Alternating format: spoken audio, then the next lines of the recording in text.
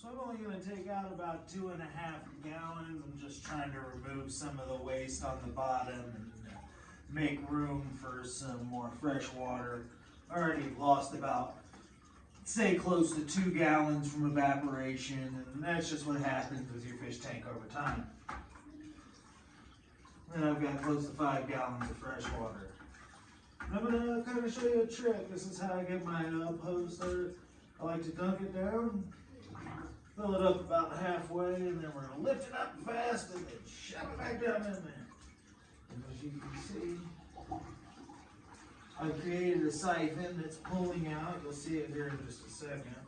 But also what I like to do is I like to grab the hose and pinch it. And this helps me control the flow of water so I'm not just overflowing and just sucking out all the water. Because it's really just the waste that we want to get rid of.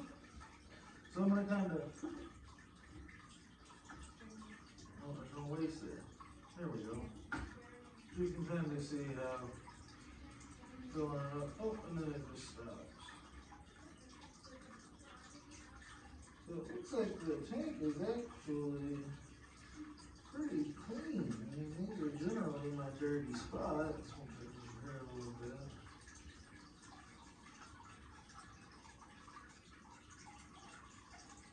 I mean, there's water moving out of there. You can see it picking up.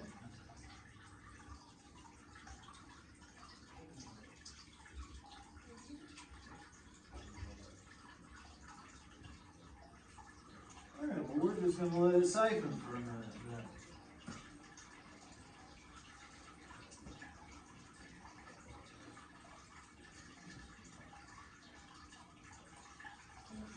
The next step after we fill up our first bucket here is going to be to take the filter out. We're going to take it to the sink and just kind of spray out some of the waste. I try to reuse the same filter and substrate for close to 6 months and then I'll replace it. But you don't want to do it often. You want to try to let the tank create a natural ecosystem where the beneficial bacteria is living in there, living inside your soil and on the leaves of your plants and any objects you have in there. That kind of helps you deal with the ammonia and the nitrates and nitrites and all those good things.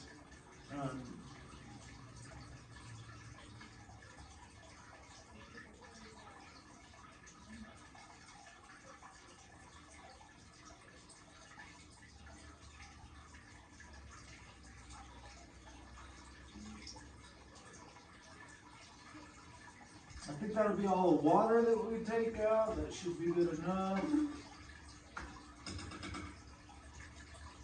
have some tag-alongs here.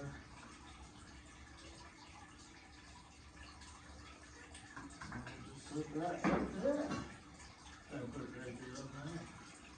So what I'm going to do first is I'm going to spray out my filter. It's going to cloudy up the water. We'll go ahead and spray it out, add our fresh water, and it'll take about 3 to 4 hours for the cloud to dissipate.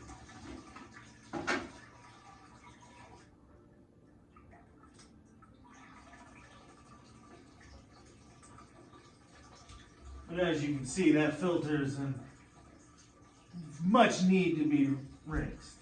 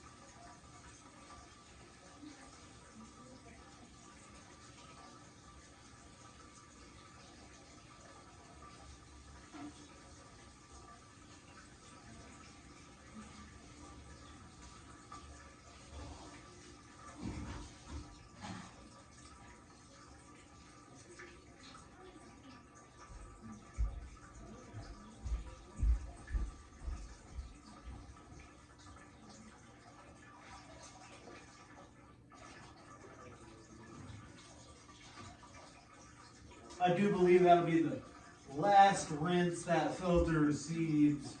Next time we do a water change, we'll just replace that filter. Well, really, we'll replace it about 4 or 5 days before we do the water change so that the bacterial load is at its highest before water change to really colonize the filter again before we do a water change.